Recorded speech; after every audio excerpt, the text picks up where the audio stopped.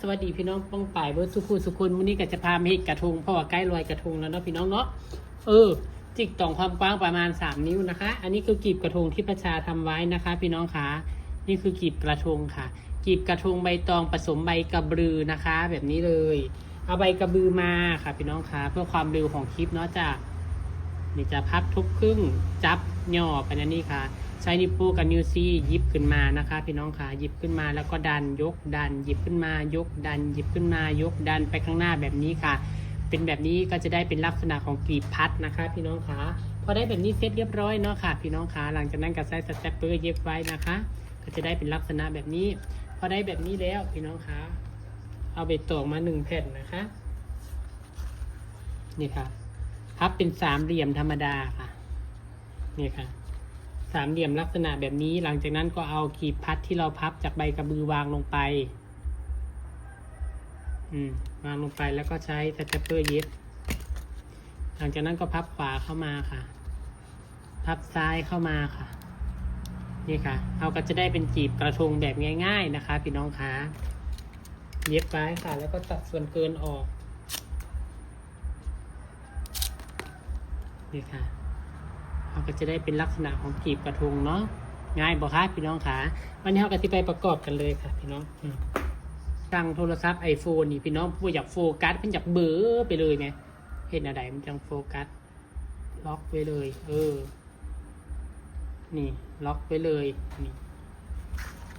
วันนี้ก็สิมาประกอบก่อนสิไปประกอบใครสนใจสแตปเปอร์ปากกว้างสั่งประชาได้เด้อพี่น้องเด้อไซส์ดีแท้ไซส์ดีว่าเด้อเป็นสแตปเปอร์ปากกว้างเบอร์10พี่น้องขาใส่ลูกได้2 แถวนะคะไซส์ดีไซส์ทนค่ะไซส์ทานสแตปเปอร์เล็กเบอร์10นะคะไม่ใช่สแตปเปอร์ใหญ่เด้อค่ะประกอบกันเลยประกอบเราก็จะเอากลีบใหญ่ไว้ชั้นข้างนอกค่ะพี่น้องคะก็เสียบไปเลยนี่ค่ะเสียบเรียงกันไปเลยค่ะพี่น้องคะเห็นอยู่บ่โอ้ยโทรศัพท์แม่คือเบื่อค่ะแก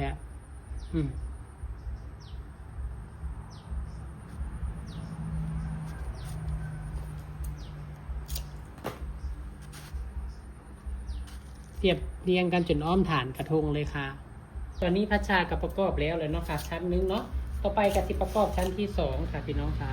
ชั้นที่2ก็สับวางกันเลยค่ะอยากประกอบ3 ชั้นพี่น้องคะจะพอไหมเนี่ย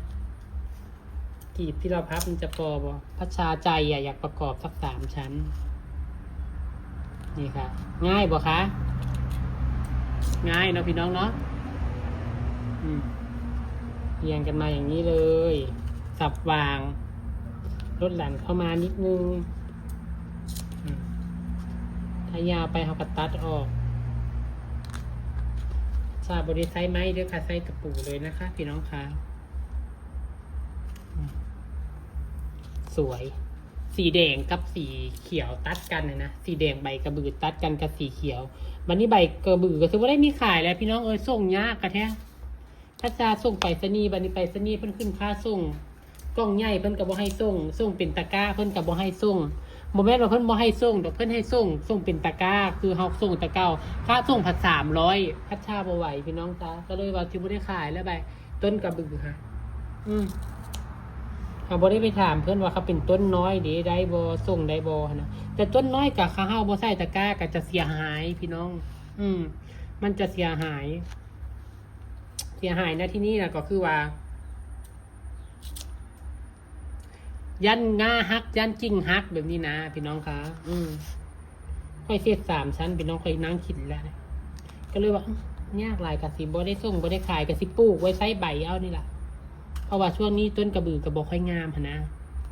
เด้2 ชั้นก็งามอยู่แต่ว่าพระชาสีเห็ด3 ชั้นเด้อพี่น้องเด้อ2 ชั้นก็งามและแต่พระชาเห็ด3 ชั้นเดี๋ยวค่อยมาเบิ่งนำกันตอนแล้วเนาะน้องเจ้าขาตอนนี้พระชาก็ทำเสร็จเรียบร้อยค่ะกระทงใบกระบือนะคะพี่น้องสวยไหมคะพี่น้องขาเป็นกระทง3 ชั้นนะคะเนี่ย1 2 3ค่ะสับวาง3 ชั้น สีแดงกับสีเขียวตัดกันสวยมาก แต่ข้อเสียคือบ่มีดอกไม้เลยพี่น้องต้องขอโทษขออภัยไม่มีจริงๆค่ะ ดอกไม้ก็หาเก็บเอาแถวรั้วบ้านนะคะ ก็มาได้เป็นดอกกระดุมทอง ดอกเบญจมาศก็เหี่ยวหมดแล้วพี่น้องจ้า เหี่ยวไว้ในตู้เย็น